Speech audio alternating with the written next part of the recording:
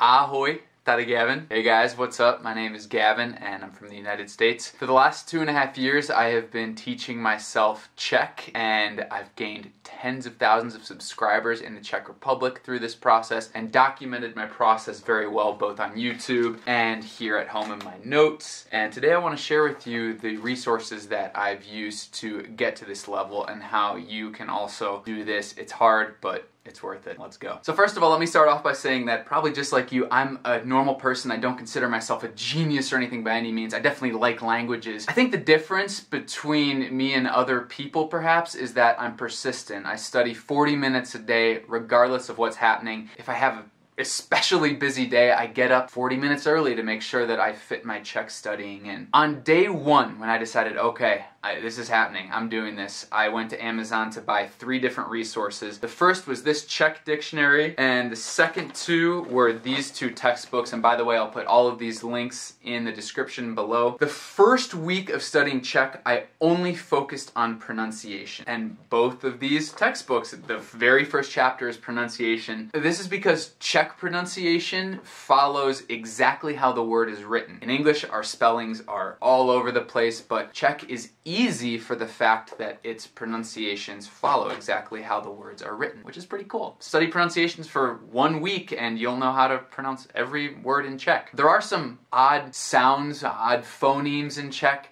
You may have heard about the R with a little hat over it, which is pronounced R. It's like a mix between the J of treasure and the rolled R of Spanish. R. You can read about these in a textbook, but one website where tons of Czech native speakers have all pronounced these words and you can hear them pronounced is the website Forvo. And Forvo is great for learning any language too, so check it out. Beyond textbook study, listening is very important. So yeah, download some Czech music or listen to Czech news on Česky just to get a feel for the rhythm of the language. But for constructive study, I definitely recommend the podcast CzechPod 101 and the YouTube channel Because Czech is Cool. Audio resources are fantastic, obviously, because you can be biking or running and learning at the same time. And finally, download a flashcard app on your phone. I'm not talking about Duolingo, one of these other sites that promise you that you'll learn a language instantly. I recommend a spaced repetition system flashcard app such as Anki, Memrise, or Quizlet. And a little later in the video I'll tell you more about how Anki works. But a lot of people have created some really good decks to study, so download one of those decks as well and start studying. So from day one as well, I wrote down exactly how many minutes I was spending on audio or on a flashcard app or on a textbook or something else, just watching random YouTube videos of other people learning Czech or Czech YouTubers. And if we look at a pie chart of all of this time that I spent in the first 3 months, it breaks down roughly like this. 1/3 of my time studying flashcards, 1/3 of my time studying textbooks, and 1/3 of my time just listening. So textbook study and listening I call passive practice. This is me just ingesting as much as possible. And flashcards I call active practice, because now as I'm studying flashcards, maybe on the bus or maybe for 5 minutes in line at the grocery store, I'm actively trying to recall vocabulary. And so this active practice is an essential part, especially as you get later in your study in Czech. So actually, let me show you what my pie chart looks like in months 4 to 12 of learning Czech. You can see I'm still dedicating 1/3 of my time to flashcards. So now you can see I'm only dedicating about 1/3 of my time to passive study, which is, again, textbooks and listening, and 2/3 of my time to active practice. So flashcard study and especially conversations with native speakers. I'll talk about conversations in a second, but first I want to talk about the declensions of Czech. Declensions are certainly one of the most difficult aspects of Czech for a native English speaker because declensions don't really exist in English. For example, when I want to talk about a book in English, I just say book. It doesn't matter if I'm learning something from the book or I'm studying with the book or I have the book or the book is new. The word is always book. Whereas in Czech, the word for book is kniha. But if the book is mine, if I am the object of the sentence and the book is the subject, it's a knihu. Or if I learn something from the book, it's knihy. Or if I study with the book, it's s knihu. ho. So you can see the ending of the book changes. There are 7 different ways in the singular to decline a noun. There are 7 more ways in the plural. There are 3 genders in Czech, unlike Spanish, which has only masculine and feminine, and English, which has no gender. Czech has 3, and in each of these genders, there are 4 different general systems for declining these nouns in each of 14 ways.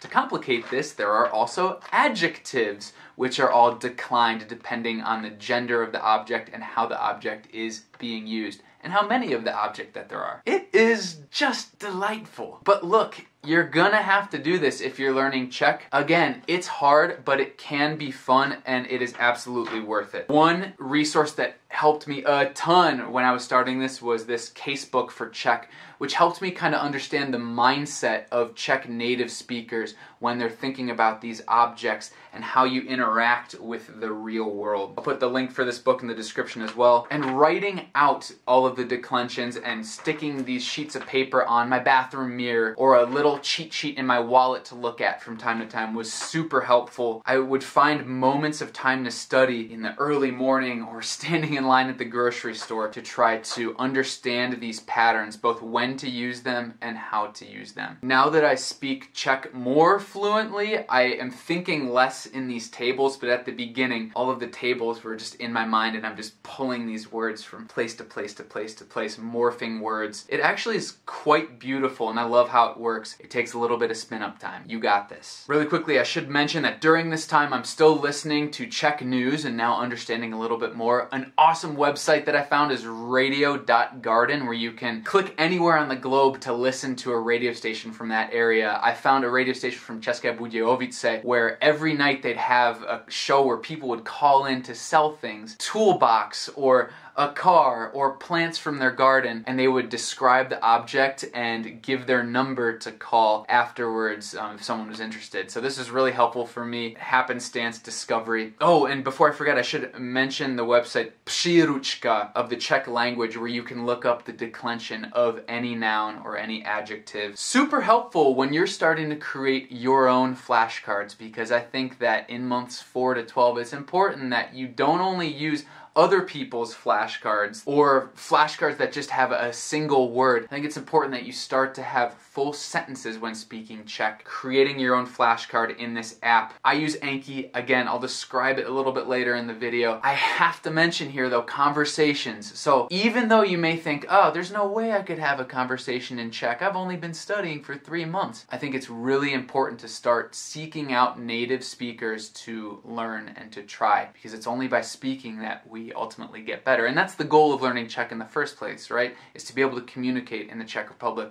with actual Czechs. I always have used the website italki, where there are professors from anywhere from $8 to $20 an hour. And I say professors, but these are normal people like you and me too. And during your hour lesson, they'll do whatever you want them to do. If you want to focus on verbs, they'll help you with that. If you want to focus on declensions, if you have a specific goal of being able to order food in a Czech restaurant, you can do mock situations like that. With my professors, I had them write down the words and phrases during the lesson on the side in Skype, and afterwards I would just copy and paste them into my flashcard app, Anki, and study them later. Again, this active practice is absolutely fantastic, and actually I have a link in the description if you want to get $10 to try out italki, and that will help give me some credits to continue my Czech study on italki too. So check out the link. We can be friends there. I'll put the link to my profile there as well. I can feel myself getting better every lesson. It's also important that you don't lose your motivation during this time too. So some other fun things that I've found for during Czech studying during this time, because yeah, grammar study and all that isn't the most fun.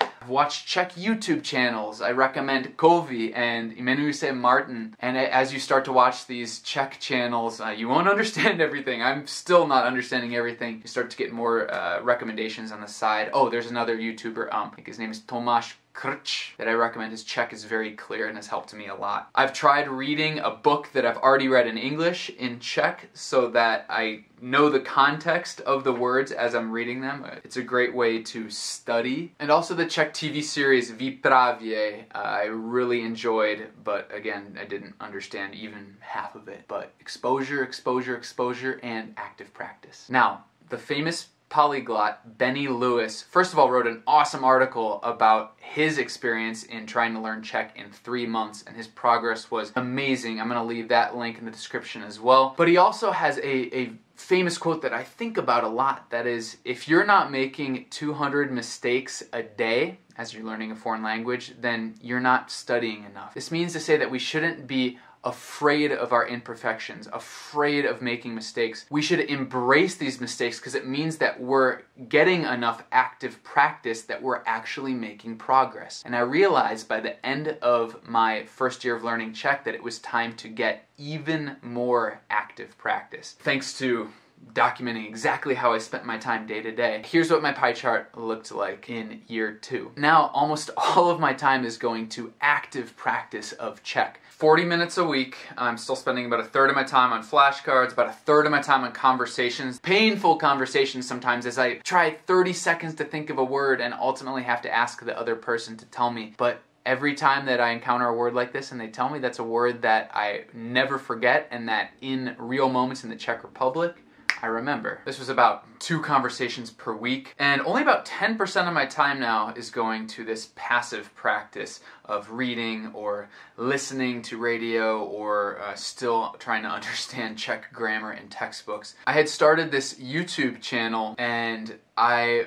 began to try to create videos for Czech YouTube, for the Czech YouTube scene, and filming myself speak and watching it later was, again, kind of painful, but awesome to see the mistakes that I made, because those are mistakes that I never make again. I should mention that too, that during this time I'm putting a video on YouTube of my monthly progress in Czech, like babbling away the Czech that I knew at the time. This was important because when you're learning a language, it can be hard to notice day-to-day progress, but month-to-month progress is absolutely noticeable if you're studying 40 minutes a day. And it's incredibly motivational to go back at your previous months and see where you've come, see how far you've come. And I think this is one of the big reasons why this was so motivating for Czechs watching my channel and subscribing to my channel, because they're seeing someone learning Czech, they're seeing the progress in their native language while all of them are trying to go in the opposite direction, learning English. It's a fascinating process, and I highly recommend that you try to month to month document your progress,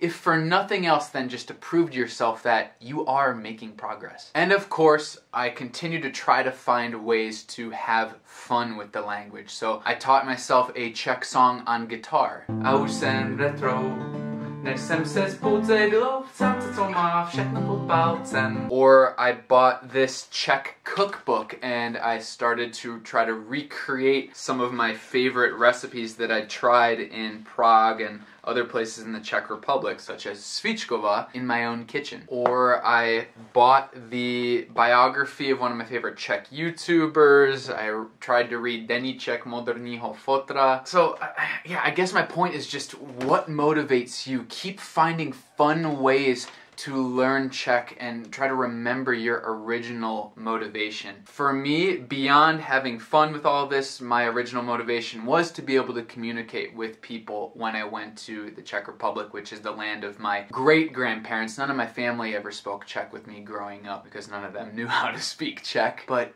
it is an amazing feeling to be able to communicate with waiters and waitresses in their native language and to receive compliments about taking the time to learn Czech, because most people don't do that. Go to the villages, get out of Prague and Czech Republic too, where you will be forced to use your Czech. And I should mention that situations where you rely on your Czech are incredibly important. So these are my conversations twice a week on italki. These are creating YouTube videos here in my studio where I have to rely on my Czech because my videos now are going to be seen possibly by 100,000 people. And through all this, increasing your vocabulary, because you never know when you're going to have to recall the word for watering can, or the verb to pee, like I have to pee, where's the bathroom, or something, I don't know, some random verb that you're gonna have to recall in the moment. I learned Brazilian Portuguese from scratch as well, so build your own flashcard decks. I included in there some funny quotes from Czech movies, like to zas bude v Alejch, bych nablito. Or to muselo dát příšernou práci, přitom taková blbost, co? When you can break out random Czech phrases from a Czech movie, like Pelíšky is a great one. They say that Czechs are grumpier than most people, but once you enter their heart, you're there to stay. And I found that to be so true. And learning their language and funny phrases like this is a way to prove that you're open-minded and you respect someone else's culture, and they're just a great way to connect with another human being at the language level. Because Nelson Mandela said, if you talk to a man in a language he understands, that goes to his head.